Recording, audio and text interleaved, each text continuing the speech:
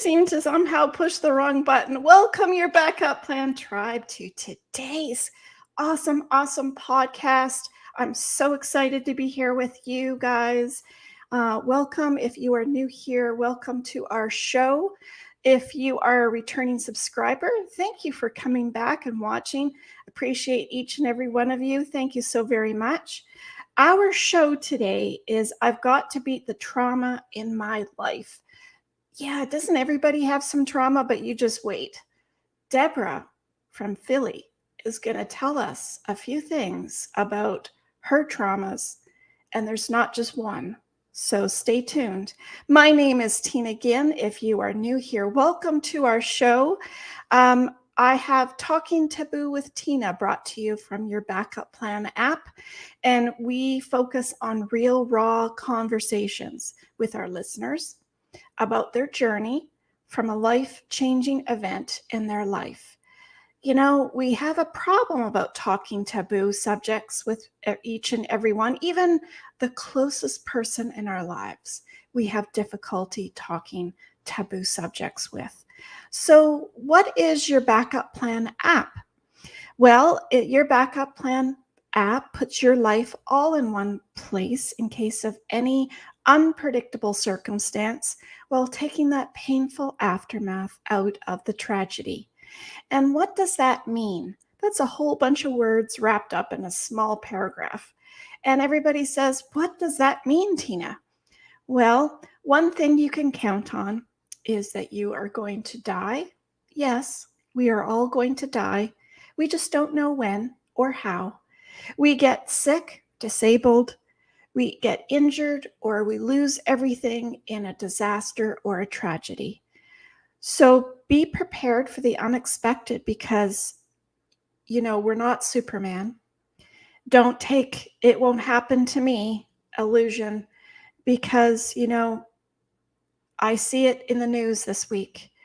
British Columbia and Washington State in the United States has been plummeted by floods, torrential rains, and we have lost a city in British Columbia. A whole city is underwater. A whole other section of another city is partially underwater, and the sewage plants, of course, are then affected. The water systems are affected, and of course, the power is affected. And people are stranded in their cars from mudslides. We've had huge highways, the only basically one of the two highways coming from the big city going to other cities of British Columbia have been torn apart and left. I really don't know when they're going to be repaired. So there's a gas issue because trucks and vehicles cannot get to these other cities. We have grocery problems because there's not enough stock, there's not enough transportation. So be prepared, guys, because we don't know what tomorrow's going to bring. So on that note, we are going to be launching the Emerging Blueprint with your Backup Plan.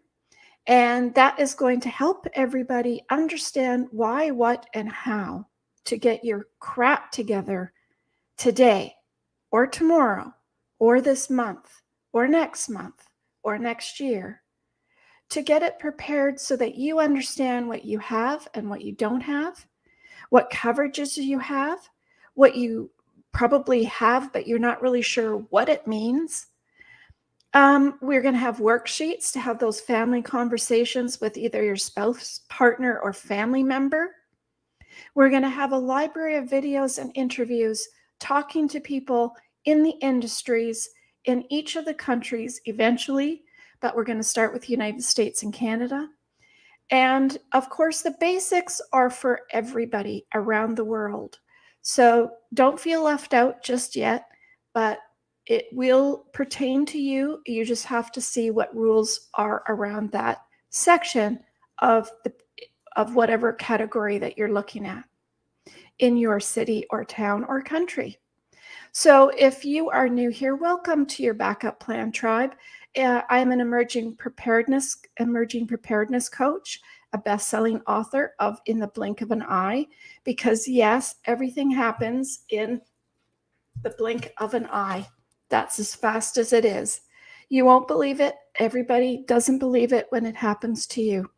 I am a financial expert and an app developer of Your Backup Plan app, and I'm right here located in beautiful Vancouver, BC. Not so beautiful this past week, but hopefully it will get back on track. I'd like to welcome all of you to our show, and those of our repeat, sending my love. And, I wouldn't be here without you guys, so thank you so very much. Click on that, hit that subscribe button down here in the corner. Yes, thank you so very much. Click on that, hit that subscribe button down here in the corner. I'm apparently live on my phone. It just started. Isn't that freaky? Wow, that is so weird. Anyways, click on the subscribe button down here in the corner. Please do. I'd love to have you come on our shows each and every week. I'd like to welcome my United States and Canadian listeners from around the world also. Germany is probably the third highest listening group. So meine deutsche Freunde sind unserem Podcast willkommen. Wenn Sie Kommentare haben, können Sie gern Fragen stellen. Also danke für deine Freundschaft. Danke fürs Hören, meine deutsche Freunde. So thank you, my German listeners. Ireland and Sweden are next, and I'll have to work on those when you guys move up the ladder a little bit. I will have that Irish accent down pat for you by then. And Swedish, I'll work on that part as well. So welcome. Thank you for coming. Let's get this party started. Our special guest today is, of course, Deborah. And she comes to us from beautiful Philadelphia. Let's bring her on. There she is. Hi, Tina. Hi, how are you? I'm awesome. How are you? It's like it's sunny there, so that must be good. I have a beautiful little write-up here for you that I'm going to introduce you. So Awesome. Here's Deborah. Deborah aTELLa is a certified life coach, a meditation teacher, and Reiki master. She hosts I need my glasses. Hold on a second. She hosts the aTELLa Like It Is podcast and created the Sisterhood of What Next in the Facebook group. Deborah is the author of the international best-selling book, Is This Job My Jam? The guide for grown-ups who still don't know what they want to be. Oh my goodness. I think that's pretty much takes care of everybody. Right. Deborah's born and raised in Philly. Deborah now lives in the suburbs where she and her handsome husband, Jeff, raise their 3 now adult children. When she isn't working, she loves going on adventures, cooking giant Italian meals. Oh, I'm there with you. With gravy, not sauce, resetting at the beach, and most of all, playing with her grandson. And all of her links you will find in the description box down below. So thank you, Deborah, for coming on. I'm so excited for you guys to hear her story. You won't believe it. You won't. She laughs about it because I can now. She can now. That's right. That's right. So Deborah, tell us all about where this all started for you. Well, Tina, thank you for having me here. And, I was, of course, backstage listening to your intro when you said about the blink of an eye. And people really don't believe that is how quickly your life can change in the blink of an eye. In January of 2005, so it was a while ago, I was 36 years old. So do the math. You can figure out how old I am now. 36 years old. I had 3 little kids. Happily married, and I went to bed healthy, vibrant, just got a new job as a spinning instructor, was the helping mom at preschool that day, cooked dinner for my husband and the kids. That night, my husband, we were all watching TV in our family room, and the kids and I didn't want to watch what he was watching. So we went upstairs, and 4 of us crawled in my bed. to watch some, kid show. We all fell asleep. At some point in the night, my oldest son made it to his room, and my baby girl made it to her room, and my middle guy was still in my bed. And I woke up around 2 in the morning, and because I always look at the clock whenever I get up, and I woke up around 2 in the morning, and I had like some pains in my stomach. So this is a little TMI, but I felt like I had to poop, right? Yeah. So I go into the bathroom. And that morning, I had actually been to the gynecologist. I was going to have, I needed a procedure done to my uterus. So I had to have a biopsy done that morning. So I go into the bathroom and blood came out, and it came out the back. And I thought, oh, wow, did he nick something? Why did that just happen? That's so weird. I honestly was like, I'll deal with this in the morning. If I feel better, I went back to bed. I woke up again. My stomach was still bothering me, went back in the bathroom.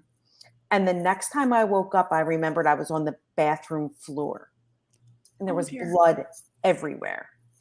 And then I woke up again and I was in the bottom of my shower. I had fallen through the shower doors. And when I woke up on the bottom of the shower with the door laying on top of me, which I don't even know how that happened, I realized, oh, I must have passed out. So I threw the shower on and there was just blood everywhere, Tina. I cannot even explain to you the amounts of blood that poured out of my body. And so I threw the shower on to revive myself and wash this blood off. I wrapped myself in a towel. And I just want to say, no one in my house woke up. I fell through the doors. No one heard me. And there's something wrong with that picture. There were some sound sleepers, my people. So my middle child was in my bed, and my bedroom and bathroom, like, it's not big, it's right there. Like, I could, if I'm in bed, I could like reach my hand around into the bathroom. Like, that's how close it is. So I made it to the top of my steps because I have a Center Hall Colonial, and I went to call out for my husband. And when I went to say his name, it came out in a whisper, and I was shocked. And I was like, oh, what is happening? That's like a nightmare dream. A nightmare dream, 100%. Right? You know, when you're trying to run away from somebody in your dream or nightmare, and nothing comes out of your mouth. When the only thing that came out was a whisper, and I remember thinking like, oh my God, what is happening? Is this real? And so my oldest son heard me, and I said to him, go get daddy. And what I didn't know was that I was blue and that my face was cut up and bleeding. So I went and I just sat back in the bottom of the shower because I figured, if I'm going to keep bleeding, at least let me keep bleeding in here. Now, the thing that was really annoying me was this was January of 2005. I had just had that bathroom remodeled December of 2004. The contractors left the day before Christmas Eve. And all I kept thinking was, this couldn't happen before I remodeled this bathroom. How am I going to clean this up? How could I possibly clean up all this blood? This is disgusting. That's totally a woman thing. Totally a woman thing, right? So now I'm in the bottom of the shower, and my husband comes upstairs and he's like, what? And he's just standing in the door, and he looks at me, and now he starts screaming for my son to go get the cordless phone. And I'm like, who are you calling? And he's like, I'm calling 911. You're blue. I'm like, oh dear. What? And then he's like, and I'm calling your mother and my best friend, because my best friend lives right near us. And I'm like, what are you calling them for? And he's like, somebody's got to come stay with these kids. You have to go to the hospital. And I'm all like, I'm not going to the hospital. And he's like, Deb, just calm down. Meanwhile, I wasn't upset. He was. 911 comes. No one is listening to me, Tina, when I tell them where the blood is coming from. Okay. Uh-oh. They all assume I'm having like a vaginal hemorrhage, and I'm not. And they're not listening to me. Which GI blood is very different than that kind of blood. And the paramedics, no one was listening to me. So now they get me together, and they have to take me out on a stretcher in front of my 3 babies and put me in the ambulance, and I have to go to the hospital. By this point, my best friend is there to stay with the kids. My mother was on her way. And now we go by ambulance to the hospital. And I am like near 3 hospitals. And I say to them, I don't want to go to one certain hospital. I want to go to this specific hospital. And they say to me, you're not going to make it. And I'm like, what do you mean I'm not going to make? Of course I'm going to make. What are you talking about? Make it. Get me to that hospital. They're like, you're not going to make it to there. We have to go here. So they took me to the middle hospital that I really didn't have any feelings for. They get me there. They bring me into the emergency department and they put me in a room. And if anyone's ever been in like the emergency department of a hospital, it's not like a private room that you go to, but I was in this weird private room. Okay. And doctors, nurses, in and out, in and out. And so then after a little while being in there, the doctor comes back in and he says to me and my husband, we can't monitor your heart in here. So we need to move you to a different section in the emergency department. They're preparing a room in intensive care for you. After we monitor you and the room in intensive care is ready, you'll be transported to intensive care. I sit up in bed and I say, I'm not going to intensive care. I have to go home. What are you talking about? I'll be fine. I have to go home. I just have this little problem. Right. It'll be all right. I don't know why it's happening. And they say to me, you're not going home. You're going to intensive care. And I threw up all over my hair was really long. And I threw up all over myself and my husband and I passed out. Oh, now, dear. What my husband said happened was I came back around. They got me out of bed and walked me out of the room. And I passed out in the doorway.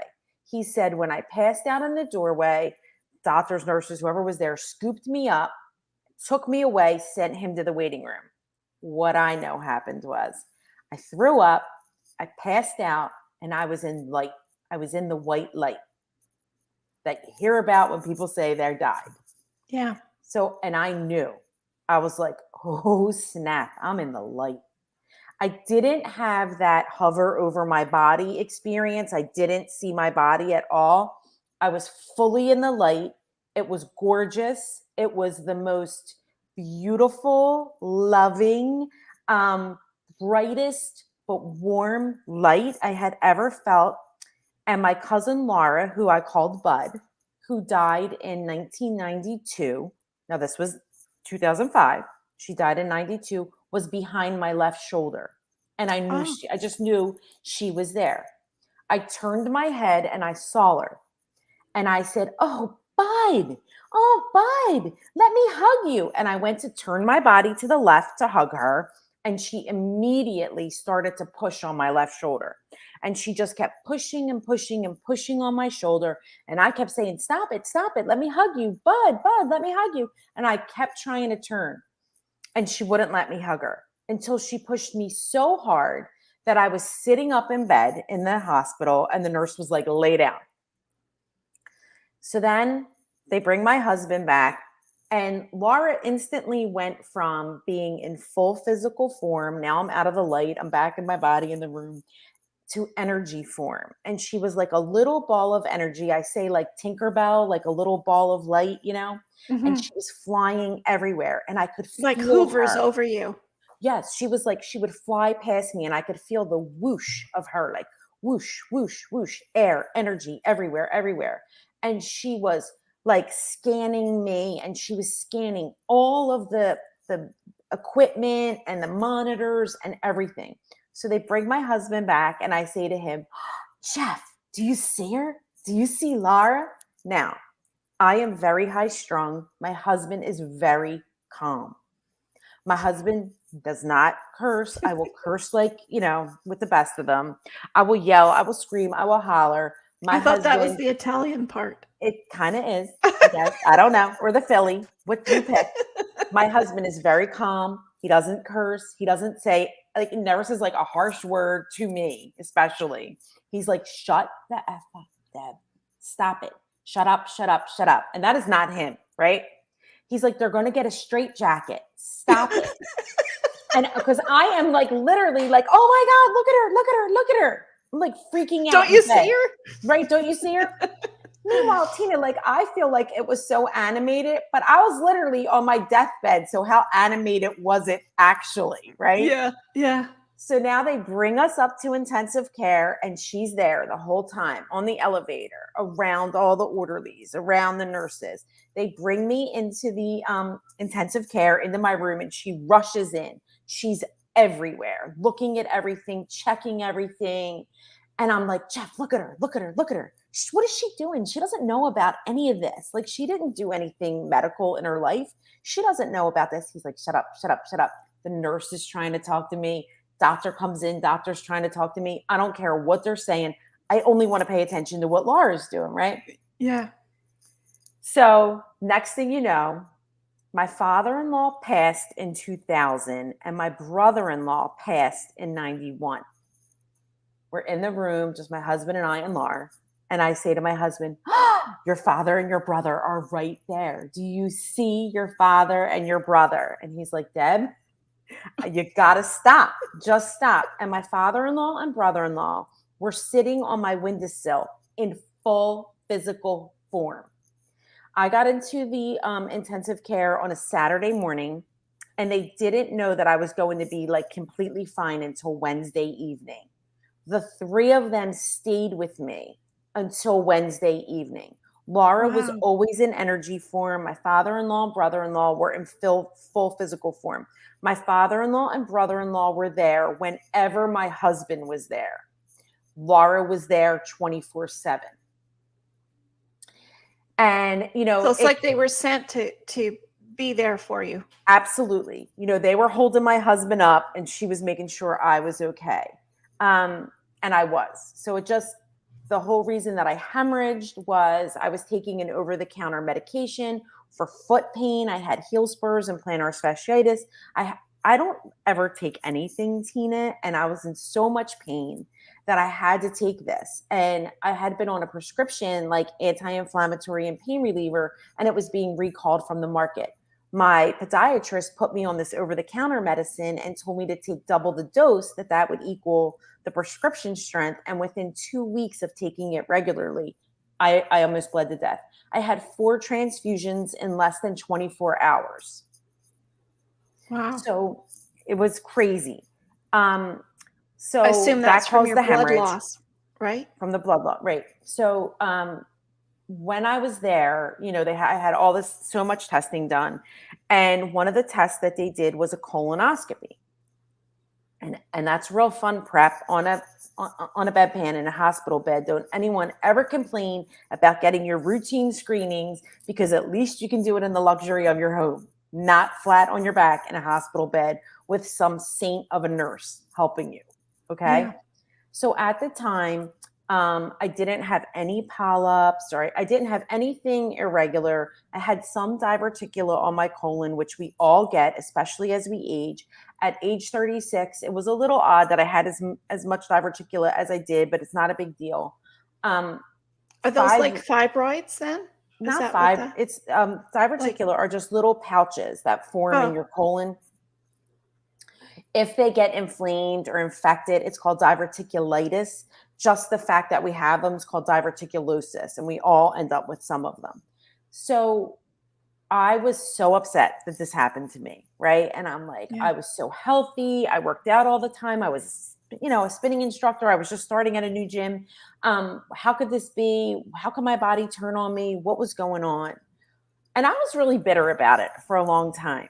And it took a year for me to really heal and for me to really I had lost so much blood. I was so anemic. I was so weak. And it really took almost a full year for me to get back to myself. But over that year, 5 women that were significant in my life died. And that was like, I just kept getting like hit and hit and hit, right? But 5 years later, after the hemorrhage, I had to have a repeat colonoscopy at age 41. Which the average person does not have a routine colonoscopy until you're 50, unless you have some kind of issue. So at age 41, when I had the repeat colonoscopy, I had precancerous polyps on my colon that would have stayed there, that would have turned to cancer by the time I was 50. So ultimately, that hemorrhage saved my life. It saved me from colon cancer. Yeah. Mm-hmm. Wow. Yeah. It's like that hidden one, right? It's like the uterus one, I think. It's very hidden, hard to find. It doesn't show up as stage 1 or 2 usually. Cervical cancers like that. Yeah. Yeah. Mm-hmm. Yeah. Just Yeah. that hidden one. Yep. Cool. So, That's awesome. Kind yeah, of.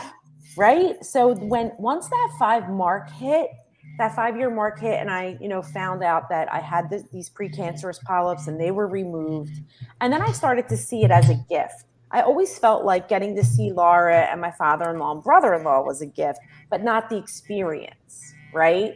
And then I started to see the whole thing was really a gift. Mm-hmm. And it also, I have, hid my, I hate the word psychic, but I have hid those things about myself my whole life.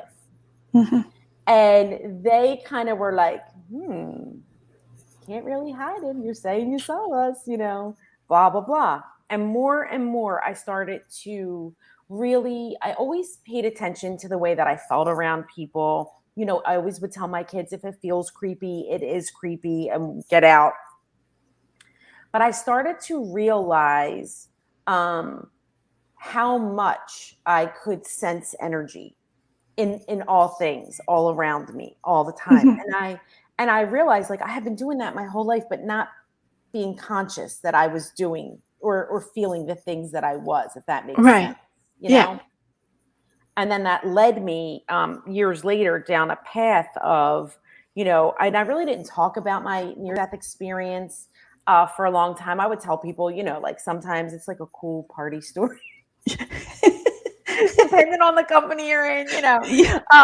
and people who knew it, they're like, Deb, talk about that time, and I would tell them, but I didn't really ever dive into it until years later, when I started to see a coach and Reiki master regularly, and I started to get energy work regularly. And then that really started to open up and bring up all of my gifts and bring them to the forefront, and having to make a choice, like, am I going to step into these, or am I going to keep hiding these? Yeah. And use them. And use them. Mm-hmm. Right. Mm-hmm. Well, we're all supposed to have them. We all have them. But some people don't have a clue. No, some people don't have a clue, and some people just are not open to that. And that's fine. Like, whatever anyone feels comfortable with is fine.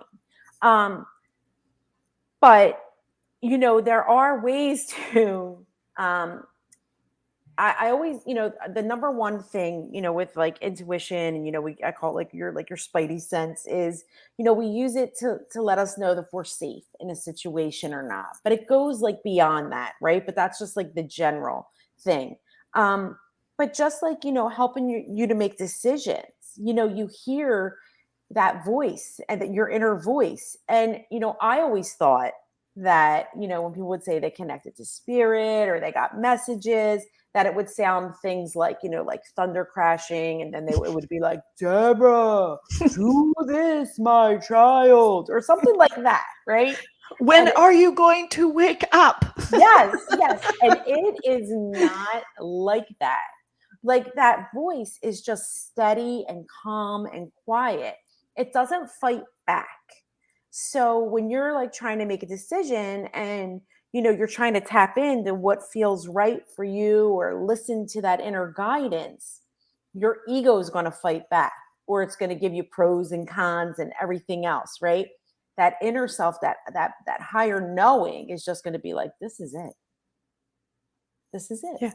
Yeah. You've got to go between purple or orange, and it's going to be like orange. And, your ego is going to be like purple, it's brighter, it's prettier, blah, blah, blah. More people like grape than orange, things like that.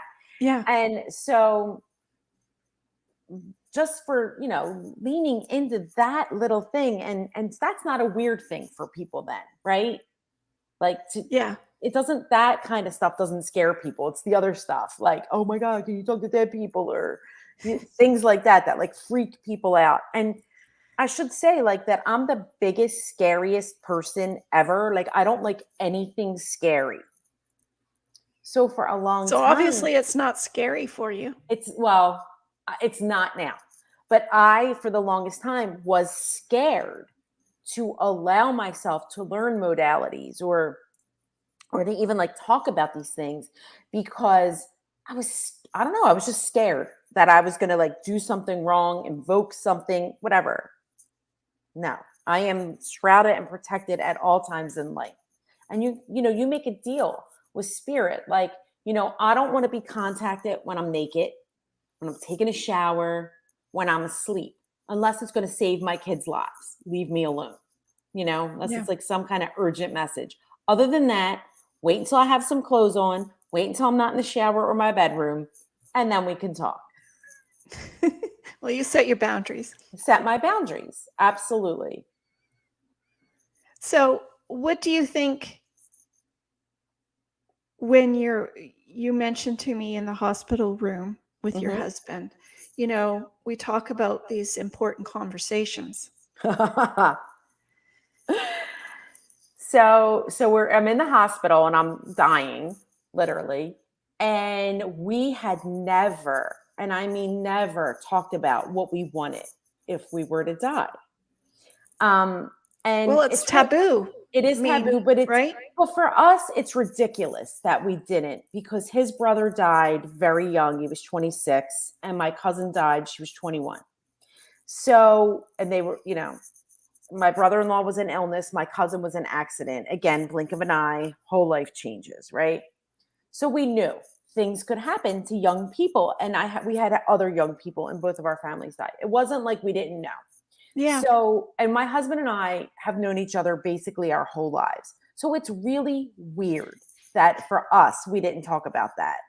But even And so, I think, Deb, what happens with people is that it's not going to happen to you, exactly. right?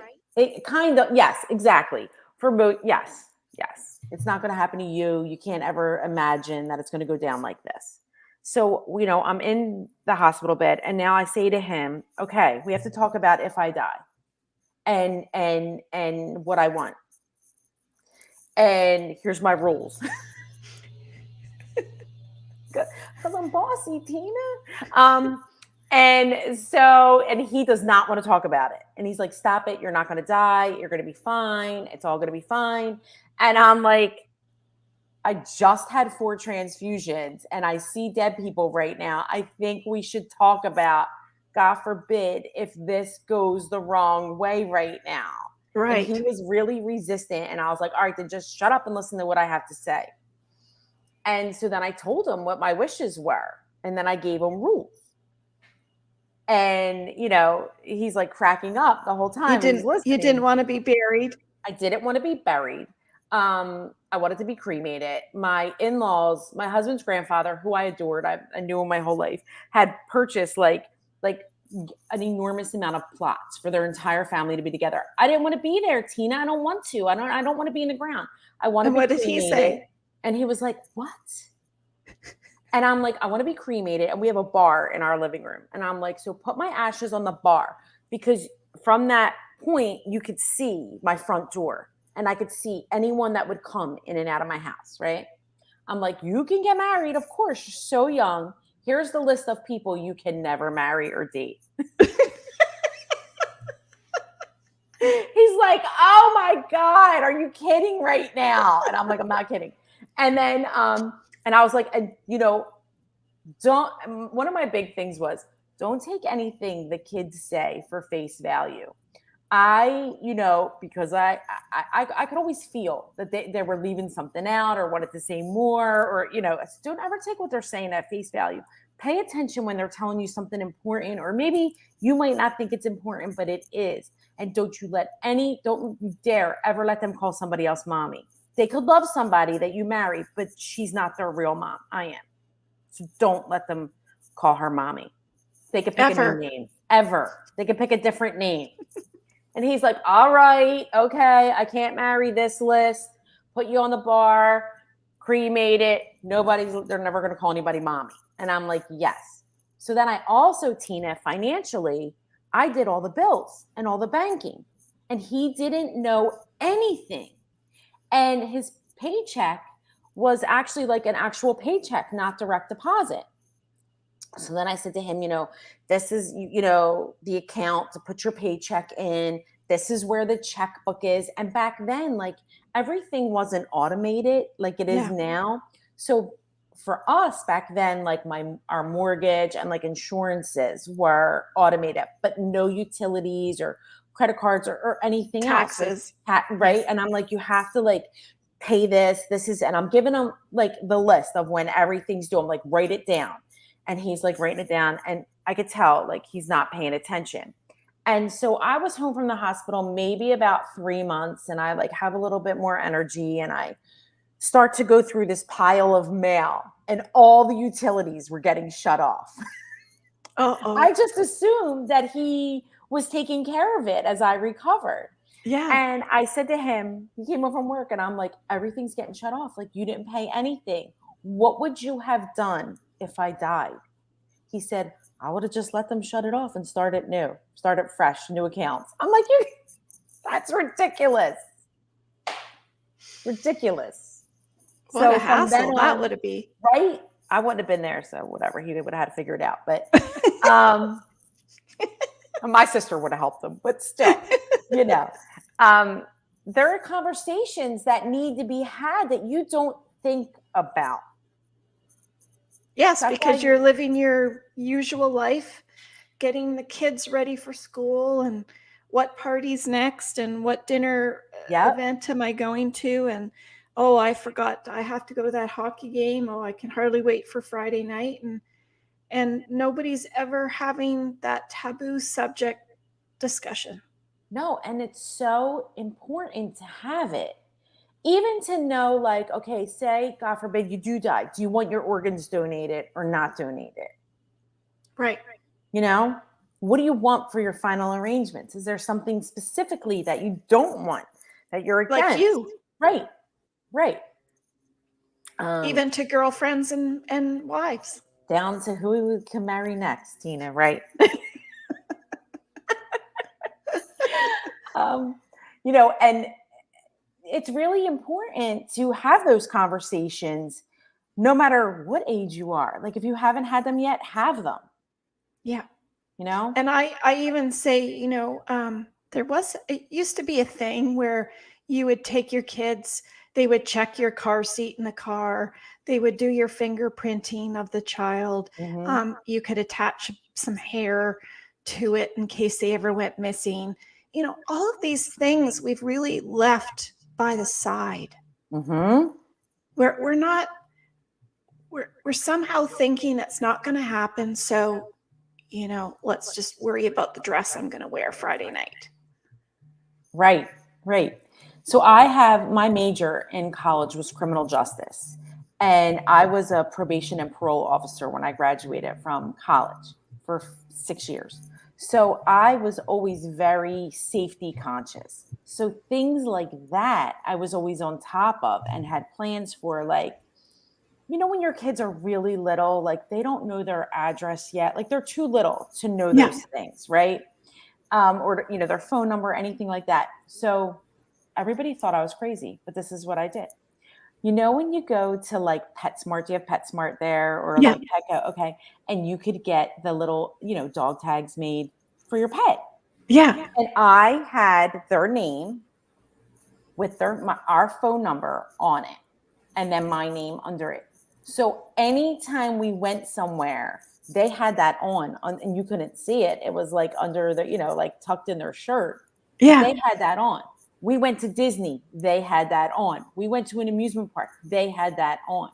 Anytime we went big places like that, then my kids had stuff like that on that nobody knew. Oh, that's cool. That's a great tip. Mm-hmm. So What do you, so you would think people should have these conversations, absolutely. but even with sisters, brothers, and parents. Absolutely. Like it, you know, because there's family, like families get, you know, have opinions on things or, you know, everybody Oh, they thinks, don't. oh my gosh, right? Or they think they know like what you, or they think that they should have a say in what you do, right? Mhm. So if you have that conversation and then you have it all written out, you need to honor that, you know, whether you agree with someone's arrangements or not? How can you, I don't know, I just feel like you always need to honor whatever somebody wants to do, especially in regards to like their last, to their remains, you Right. know? Hmm. Like, Especially I'm even sorry. if they get sick. Even if they get sick, that's something else that people don't want to talk about. And, of course, was never expecting to have that happen to me. Um, and even just like childcare while I was in the hospital, right? Or, you know, who was going to take care of, and God bless my mother and sister. And my sister actually lived out of town and came home to help. But, who was going to take care of these kids? And, And the what, pets. and pets and your plants, like everything, your home, your car, all of it. Like, who's going to handle these things? Who's the point person? Because there has to be one. Well, and if you don't have those conversations, families usually fight over Absolutely. who's doing what. Who's doing what? Absolutely. Yeah. Mhm. Especially those big Italian families. Especially. Well, everyone thinks that like their way is, the best way, and they may or may not have valid reasons. So just find out what people want, and it, Well, it's is just way like less of a headache. yeah, it's like if you had that conversation with your mom, say, Right. when she's perfectly fine, and the next year she's had a major stroke and you Yep. have to put her into a home. Well, if you haven't had those conversations, then how do you know what she wants? Exactly. So my dad died in December of 2018. He literally dropped dead, Tina, like out of the blue. He just died. And I always knew that when he died, that's how he would die, because my whole life he always said, you hear about somebody going to sleep and they just don't wake up. That's the way to go. That's the way to go. And it really is. He had it all planned. He did. And so he died, but we didn't know anything. We didn't know, and my parents were divorced for a long time. Like, we didn't know, did he have insurance? Did he not have insurance? Was there going to be money to bury him? Not. We knew that he would want to be buried, and we knew that he would want like a um, big turnout, big showy thing. Like, we knew that that's how he was. That's what he would want. He would want the whole viewing. And then he would want the big big Catholic mass and a big party afterwards. Those things we knew, but money wise, like, we didn't know. And then we didn't know, like, what did he want us to do with all of his stuff? Right. Like, did he want things donated? Not. Did he want any of us to have certain specific thing? It was just like, it was crazy. So, we did have conversations with our mother after that. And then, I told my husband, like, we need to get this like ironed out with your mom too now. Yeah. So And that we when know. you're talking about your dad, when you haven't had those conversations with them and you don't know what they wanted, but you also don't know if there's accounts sitting somewhere that have money in them. Well, in our case, there really wasn't, but yes, But some people might not know that. Right. you Right. don't know. You You don't know really that. don't know. And they're sitting unclaimed for years and maybe forever. Mm-hmm. Same as life insurance policies. Absolutely. Absolutely. And there are important things that you need to know about, and you need to know where those things are. And it's really funny because the one thing that we did know was there was this, again, cemetery plot. There was this like family cemetery plot in my dad's family.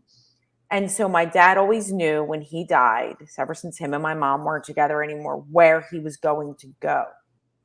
And he had like a little lockbox, and the deed was in there.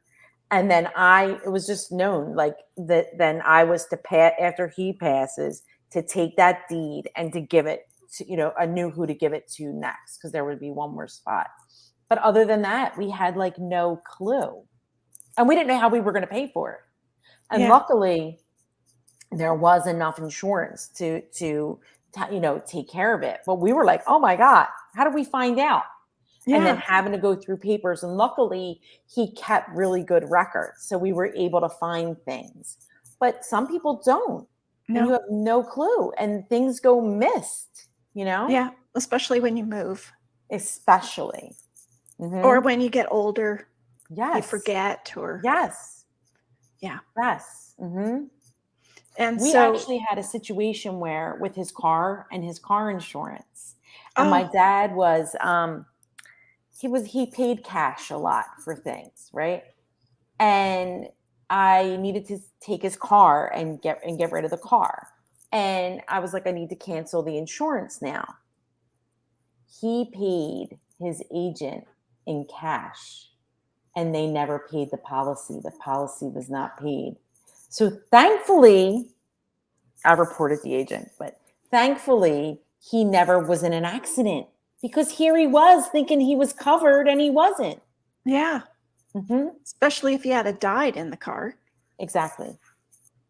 Wouldn't that have Hmm. been a pretty picture? Oh, thankfully, didn't even have to deal with any of that. Hmm. Wow. I guess they don't have cash sort of transactions anymore, I don't think. Well, this was just in 2018. He literally Wow. went to the office and paid the agent in cash. Wow. Hmm. So you don't even know. I mean, literally for people. And in America, you in Canada, we're giving a document Hmm. and He we had a sign it. document. Yeah, And he he had had the it. document. He had it Oh, all. jeez. And then I call the insurance company to cancel the policy, and they're like, this is not in effect. It was that's a whole nother thing. That's fraud, Tina. And that all got reported in. Wow. But a And that mess. was taken care of. Right. Hmm. Yeah, because you don't know what you're going to come across. You don't know. You don't. Mm-mm. So, do you guys have these conversations much easier now? My husband and I definitely do. And then also with my siblings. Yes, absolutely. Hmm. Yeah, because sometimes, we don't even have those discussions with our parents. Right. And then it's the same problem because you're going to be stuck having to hold the bag. Exactly. Exactly. So, what do you think? Tell us a little bit about your book that you wrote. So my book is This Job My Jam? The Guide for Grown-ups Who Still Don't Know What They Want to Be. I don't even know. Which way do I turn it? I don't know. There you Here you go. go. Yep. Um, so my book, it's so much fun and it's so helpful and informative.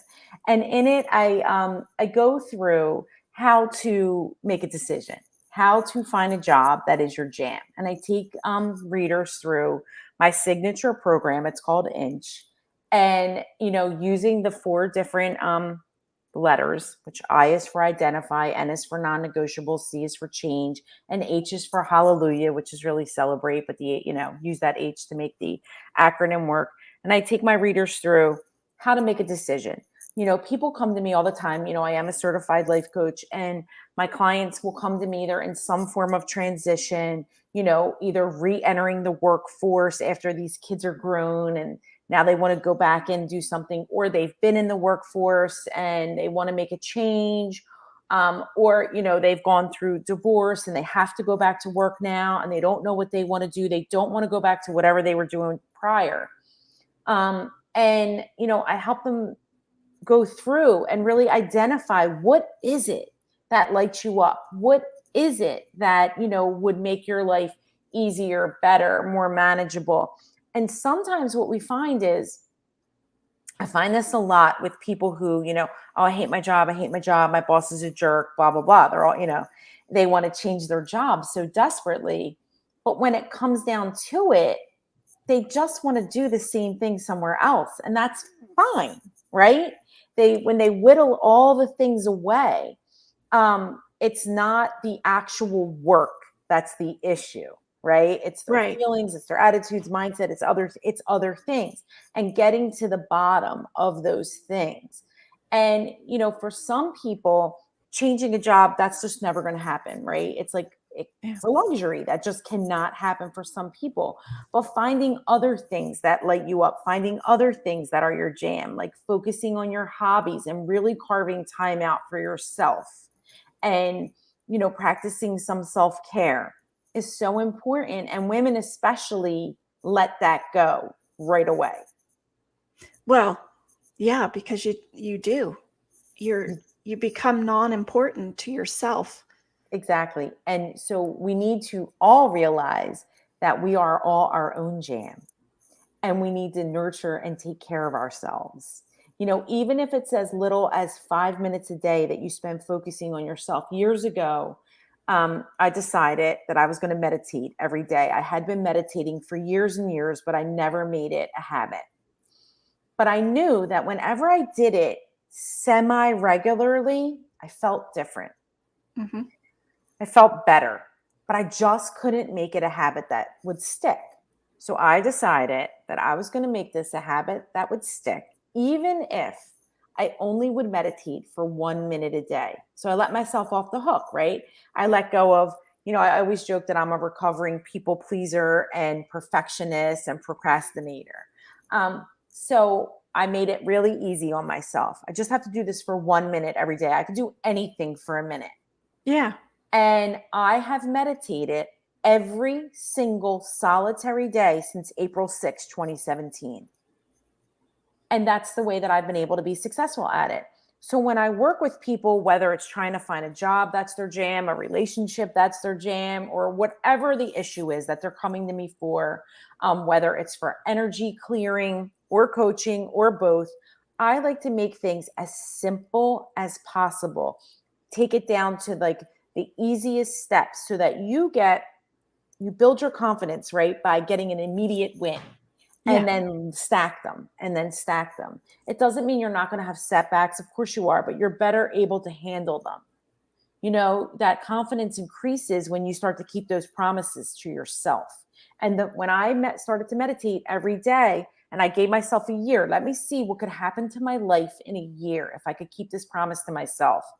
And my life blossomed in ways that I could have never imagined. And it ultimately led me to leaving my 9 to 5 job, starting my business, writing a book, having a podcast, things that I never had them on my radar. I mean, I always wanted to write a book, but the other things they were not on my radar to do. And it Right. just all naturally fed into those. It flowed. It totally flowed. And I Mm-hmm. was in flow. Because I think there's a lot of people out there that think that they can't do something else and they hate what they're doing. But in fact, you could actually do it on the side. Maybe there's something Absolutely.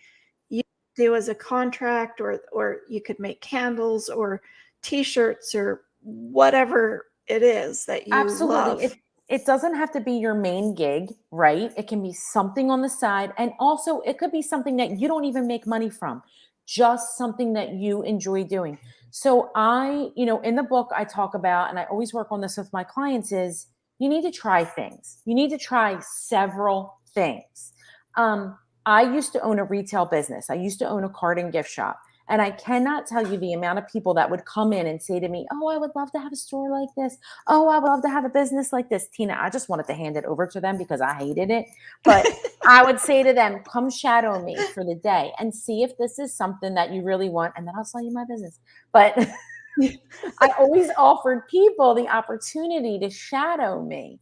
And that's something that you can do. If there's something that you're thinking that you would like to try, go shadow someone who's doing it, or, go and volunteer your time, or do an internship, or see if you can take that person that is doing what you think you want to do, ask them to coffee or a Zoom meeting or whatever it is. Yeah. Just start to try things before you just jump in and make this huge life decision.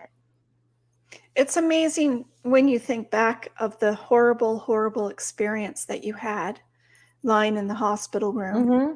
where it's just evolved for you into yourself as well as helping others, because you've sort of seemed to have realigned yourself with your purpose. Absolutely. So after that experience, that near death experience, and then within a few years later, we bought this retail business, and it was such a financial. It was a disaster in every way. Now that almost killed me more than the hemorrhage did. It was like killing me physically, mentally, spiritually, in every way. It was too much. And I knew it going in. And my intuition kept saying to me, she's lying. The old owner who I was buying the business from, she's lying. She's lying. She's lying.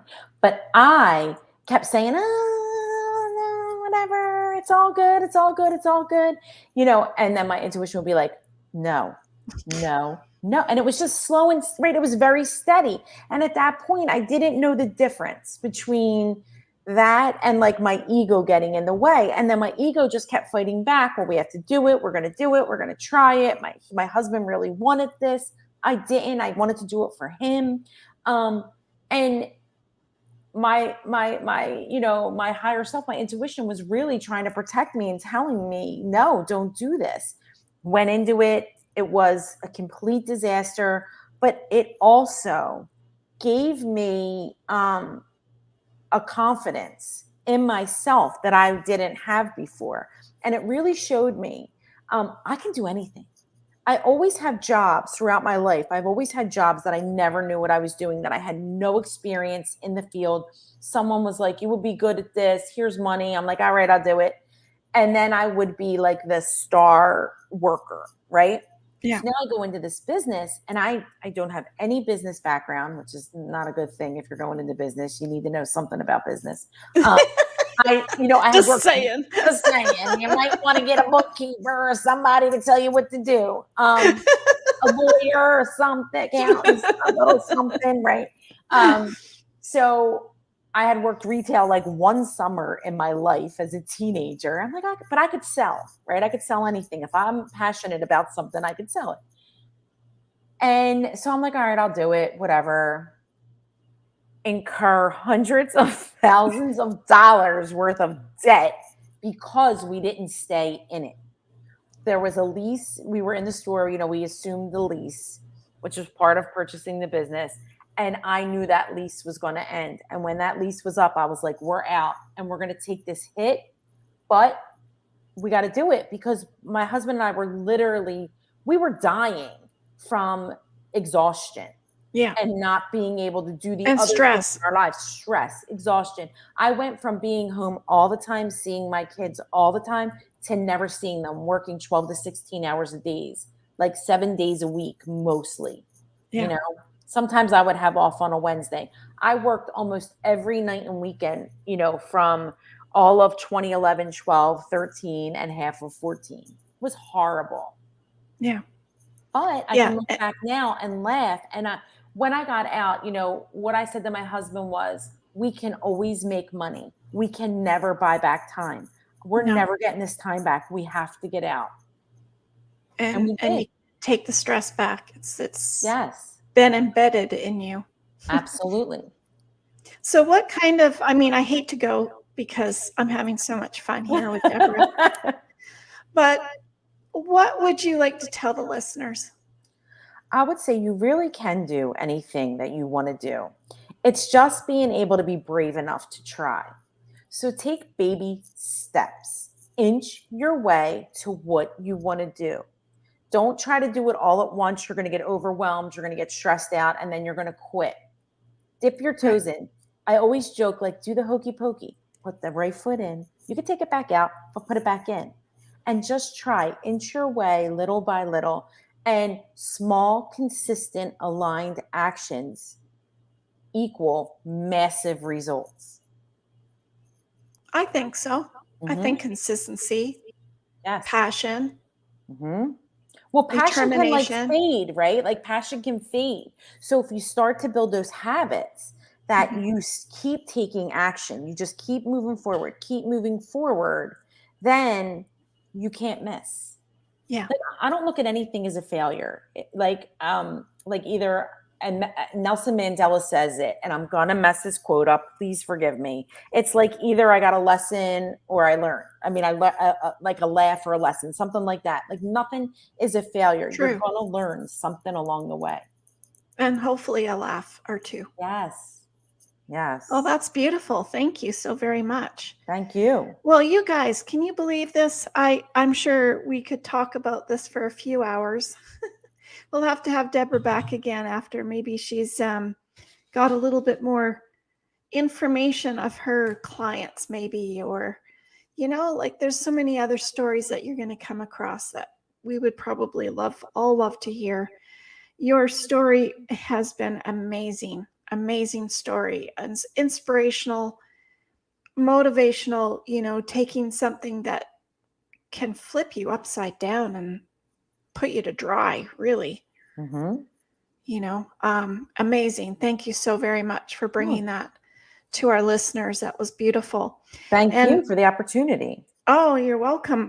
My quote, and I always mess it up too, is Mike Tyson always has a famous quote that he says, "Everyone has a plan until you get punched in the mouth." And I It's don't, true. it is true. And I really don't know how many people even think they have a plan, because they don't. Mm-hmm. Like I say to people, do you have a backup plan? Yes, I have my will and my power of attorney. That's not a plan. Sorry. That's not enough. It's like this little bit of the plan. Like you didn't even talk about that. You were talking about what things you wanted, and to make sure Exactly. that the person's going to do those things. Yep. And and so it makes it so much nicer if you don't have to have those conversations at that present moment. When emotions are high and out of When you control, need right? that Mm-hmm. stability, you need that strength, you need that love to Mm-hmm. come in to help each other out, Mm-hmm. whoever that is that's with you. Yeah, it's amazing. I talk about being present, and that's definitely being present. Yes. Yeah. So thank you for all those great tips and tricks that you had up your sleeve today. Oh, thank So you. thank you, guys. I'm going to bring out my hand because you need to subscribe. Subscribe and ring that bell. Ring that bell. Ring that bell down below, right there. Everybody knows that 70s song. So you can get notified of our upcoming videos. Absolutely. When you are thinking about someone special that's close to you right now and you haven't talked to them, please pick up that phone. We still have phones. Text, FaceTime, message, Zoom, whatever it is. Tell them how much you love and care about them today, because you don't know what tomorrow will bring. So stay tuned for our next podcasts and live streams. We have great conversations with some of the most interesting and accomplished people in the world today. Look at Deborah. I think you'll be entertained, informed, and I hope that we've inspired and motivated you guys to start thinking about your unique plan. No one is Superman, so expect the unexpected.